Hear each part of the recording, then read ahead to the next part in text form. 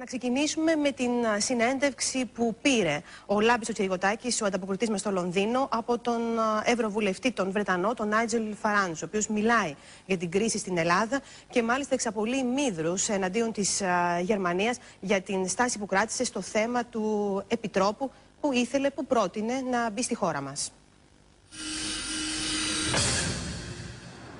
Ένας από τους πρώτους ξένους πολιτικούς που πήραν αμέσως θέση, δημόσια μάλιστα, μέσα στο Ευρωκοινοβούλιο εναντίον της σκέψης και της πρότασης της Γερμανίας για τον διορισμό μόνιμου δημοσιονομικού επιτρόπου στην Ελλάδα ήταν ο Ευρωβουλευτής και πρόεδρος του Βρετανικού Κόμματος της Ανεξαρτησίας Nigel Farage.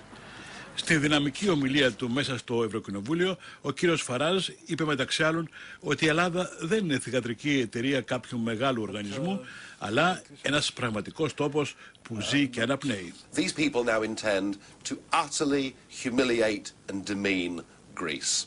And I think the reason perhaps I got the response I did is the point I was making on that day is that Greece isn't a subsidiary company of a big organization that's having a bad time.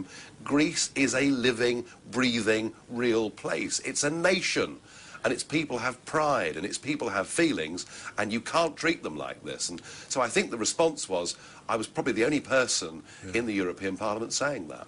Yeah, it was a strong reaction, very strong reaction. Yeah. Now, are you concerned that Germany is becoming the dominant player in the European Union? Yeah, very much so. I mean, oddly, I think Mrs. Merkel is a reluctant leader of Europe. I don't think she wants to be in the position that she is, but by virtue of the fact that firstly, they are the biggest economy, and secondly, that the people that are leading the European institutions, and I'm talking about Mr. Barroso and my old friend Mr. Van Rompuy, those people are very weak personalities. They're also not elected, as I've repeatedly pointed out, and therefore they have no legitimacy. So in the midst of this crisis, Merkel effectively has had to step forward and take a leading role. Now, if one thinks back historically about Europe, and I know we're not supposed to say this, but the truth of it is, the whole object of the European Union was to stop Germany being such a dominant and difficult country as she'd been in the previous 150 years. So ironically, that's what's turned out. The Germans are ruling the show, and but what I'm even more worried about, even than German dominance, is that the EU itself, the Commission, the Council, now, frankly, let's not call it undemocratic, it's anti-democratic. You know, your elected Prime Minister was effectively removed by bully boys from Brussels. Mr. Berlusconi, in Italy, was removed by bully boys from Brussels. The Italian cabinet now does not have within it a single directly elected or accountable politician. And this is the big disaster. Now, I mean, if I put myself in the position of somebody living in Greece today, it doesn't matter how I vote. Elections have become meaningless because you're effectively now run by 3 foreign officials who fly into Athens airport and tell your Prime Minister what he may or may not do. I fear in Mediterranean countries where we now have youth unemployment rates of approaching 50%, which is a very serious situation, I fear that as people start to lose hope and as people start to feel desperate about their situation, they will be forced to take desperate measures. Ο Nigel Farage, πριν ασχοληθεί με την πολιτική, ήταν ένας επιτυχημένος επιχειρηματίας στο City του Λονδίνου, στο χρηματιστήριο και το εμπόριο προϊόντων, και με την εμπειρία του αυτή είχε προβλέψει την επερχόμενη οικονομική κρίση στην Ελλάδα. In fact, to be honest, I've been talking about Greece's problems now for nearly 6 years. I think I was the first person in the European Parliament to point out that there was a looming problem coming. And unless you understood financial markets, you probably couldn't see it. So I've been watching this tragedy as it unfolds, and I think the proposal that came from the German finance ministry, frankly, was the final straw. All of this idea about saving the euro, about helping Greece. Greece is not being helped by being in the euro.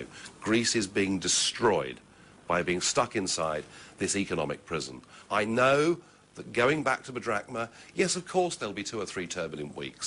Yes, of course, it won't be easy for that period of time, despite all the difficulties that Greece has. And yes, There do need to be some, controls over government spending, and tax revenues and collection need to be better. But if you had a devalued currency, if it was devalued 50 or 60%, I promise you, I would book a holiday to Greece the very next day. And there'd be millions like me that would do it, because suddenly you would have priced yourselves back into the marketplace. How do you see the future of the European Union now? Well, I don't think that countries like yours will still be in the euro in 18 months' time. I'm certain of that. So there's going to be a different configuration of the currency itself. And I do not think this European Union will survive. Yeah. I really don't. I can't give you a time frame on it, but I don't think it can survive. You mean the European Union or the Eurozone? Both.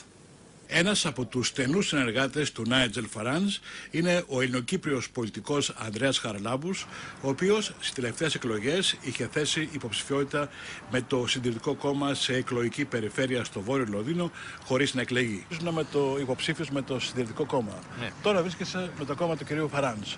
Γιατί έγινε αυτό? Πιστεύω έχεις ακούσει τους λόγους εσύ. Ο κύριος Farage είναι ο καλύτερος πολιτικός, για μένα τουλάχιστον, που έχω γνωρίσει, και ο καλύτερος πολιτικός που υπάρχει τώρα στην Ευρώπη. Τα βρετανικά μέσα ενημέρωσης ταυτίζουν το κόμμα του Nigel Farage με ακροδεξιές και εθνικιστικές πολιτικές.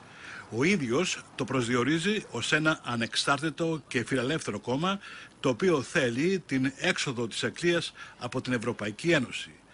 Στις τελευταίες ευρωεκλογές, το Βρετανικό Κόμμα της Ανεξαρτησίας συγκέντρωσε το 17% των ψήφων και εξέλεξε 13 ευρωβουλευτές.